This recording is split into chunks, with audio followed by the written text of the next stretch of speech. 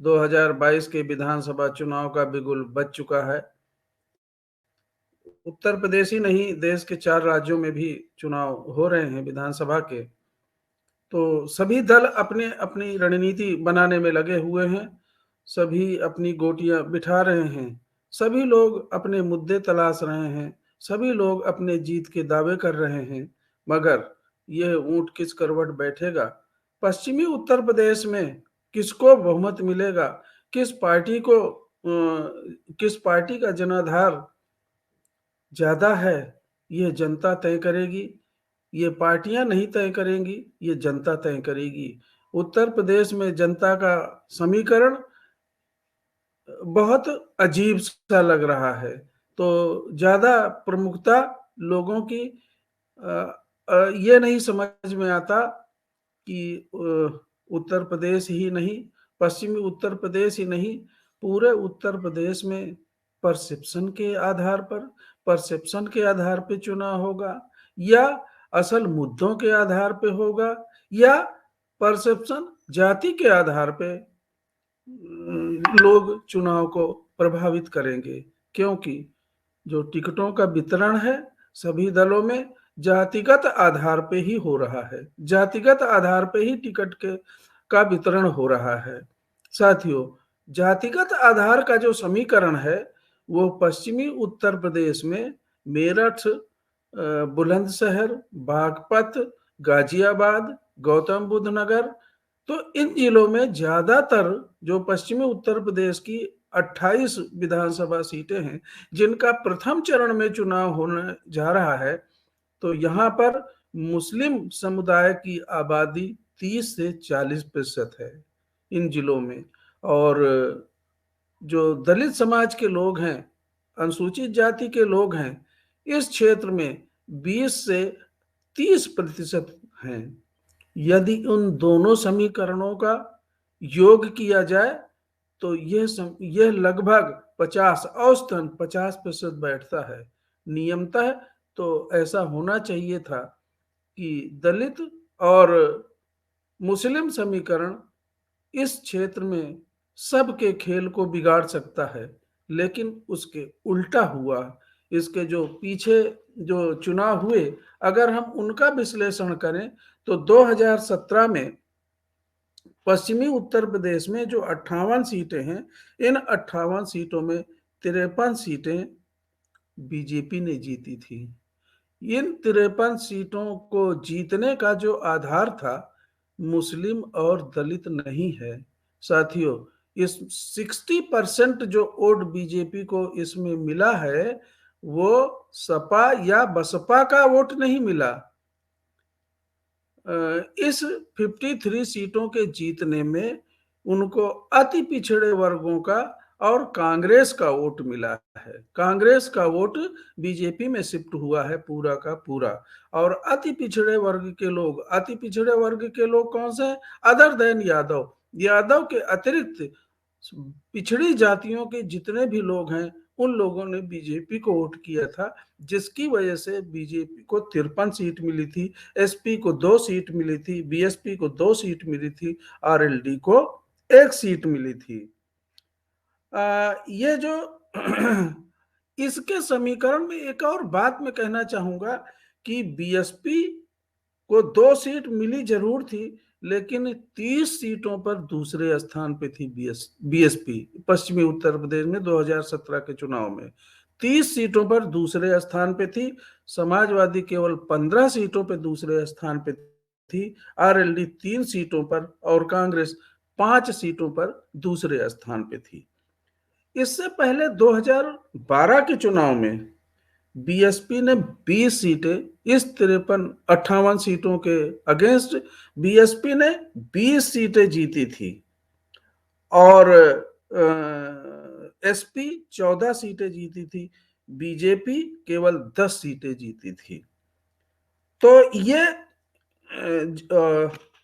अगर इसको हम इस तरह से समीकरण देखें तो बीएसपी 20 सीटें जीती थी और 24 सीटों पर दूसरे स्थान पर रही थी। समाजवादी 14 सीटें जीती थी, 7 पर दूसरे स्थान पे थी। तो साथियों, ये एक, जहां पर हम कह रहे हैं कि 3 से 40% मुसलमानों की संख्या इस 58 सीटों में से है, लेकिन देखिए इसका समीकरण कैसे बनता है कि 2012 में मुस्लिम केवल 12 सीटें जीती थी। और बड़े विडंबना है, ये बड़ा खेल या गणित समझ में नहीं आता कि कौन कहता है कि मुसलमान समाजवादी के पास है, कौन कहता है कि एससी के लोग बीएसपी के साथ में है। ये समीकरण समझ में नहीं आ रहा, क्योंकि 2012 में मुस्लिम केवल 12 सीटें जीती थी, 2017 में केवल 3 मुस्लिम जीतते हुए हैं, जो यहां से 58 में से लगभग 40 सीटें जीतनी चाहिए मुसलमानों की, तो वो केवल 3 सीटें 2017 में जीती थी। पश्चिम में जो दूसरे चरण का मतदान है 2012 में, जो बीएसपी का जो रिजल्ट रहा है, वो बीएसपी के रिजल्ट से तो लगता है कि 2012 में सपा की सरकार बनी थी, लेकिन मुसलमानों का वोट परसेंटेज 40%, 35 से 40% बीएसपी के पक्ष में था। यद्यपि समाजवादी की सरकार बनने पे जब उसको ज्यादा बहुमत मिला था, तो समाजवादी को 55% मुसलमानों का वोट समाजवादी को मिला था, लेकिन बीएसपी किसी मामले में इससे पीछे नहीं थी। साथियों, ये आज का जो आंकलन मेरा, जो ये समीकरण समझाने का केवल मेरा यही मतलब है कि यही जो परसेप्शन जाति का समीकरण, जाति के आधार पे जो असल मुद्दे हैं कि इनकी परसेप्शन, ये लोग मुस्लिम लोग सपा के हैं, ये इनके हैं, ये इनके हैं, सवर्ण लोग बीजेपी के हैं, ये परसेप्शन बिल्कुल गलत, निराधार लग रहा है। जातिवाद एक मुद्दा है, लेकिन मेरा ये मानना है कि इस बार असल मुद्दे, जो इस देश के मुद्दे, गरीबी है, जो भूखमरी है, जो बेरोजगारी है, अशिक्षा की समस्या है, जिस तरह से लोगों का पलायन हो रहा है, नवयुवक बेरोजगार हैं, लोग इतनी एजुकेशन लेने के बाद कहीं उनका भविष्य नजर नहीं आ रहा है। कानून और व्यवस्था की स्थिति में समाजवादी की तरह बीजेपी भी कानून और व्यवस्था को दुरुस्त करने में नाकामयाब रही है। तो साथियों, ये मुद्दे भी इस बार हैं। जो अति पिछड़े वर्ग के 60% लोगों ने बीजेपी को वोट किया था, वो सब लोग बीजेपी के एंटी इनकम्बेंसी के फैक्टर से बहुत सख्त नाराज हैं। इन मुद्दों के आधार पे भी इस बार वोट दिया जाएगा। तो ये जो असर दिखाई देता है, बीजेपी हर जगह कमजोर पड़ती दिख रही है, और समाजवादी पार्टी भी पहले से भी कमजोर थी पश्चिमी उत्तर प्रदेश में, और इस बार भी उसका जो लॉ एंड ऑर्डर का मुद्दा है, ये विकल्प के रूप में बीजेपी के बाद अगर जनता देख रही, लॉ एंड ऑर्डर के दुरुस्त करने में बहुजन समाज पार्टी और उसके नेता बहन मायावती जी नंबर 1 पे हैं।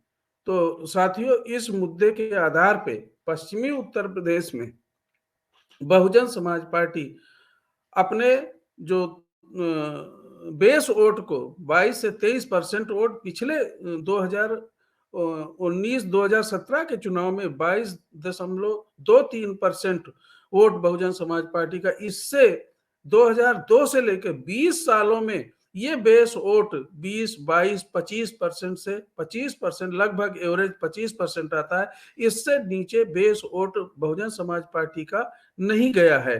तो ये वोट, कोई कुछ भी कहे कि तीसरे चौथे नंबर पे, ये उसका आता पता नहीं है, लोगों को मालूम ही नहीं है हकीकत में। तो ये बेस वोट में अगर 5 या 6% सर्व समाज का वोट, मुस्लिम समाज का वोट, अति पिछड़े वर्गों का वोट मिलके, तो 30% से भी ज्यादा वोट का प्रतिशत बहुजन समाज पार्टी के पक्ष में जाता हुआ दिखाई दे रहा है। पश्चिमी उत्तर प्रदेश में बहन मायावती जी ने जातीयकरण समीकरण के आधार पे 14 मुसलमानों को, 10 ब्राह्मणों को टिकट देकर, अनुसूचित जाति के सभी सीटों पे, रिजर्व सीटों पे टिकट देकर जो उन्होंने इन जातियों का, इन राजनीतिक दलों का समीकरण बिगाड़ा है, उससे यह लग रहा है कि बहुजन समाज पार्टी का वर्चस्व, बहुजन समाज पार्टी का इस पश्चिमी उत्तर प्रदेश में प्रथम चरण में बढ़त दिख रही है हर तरह से।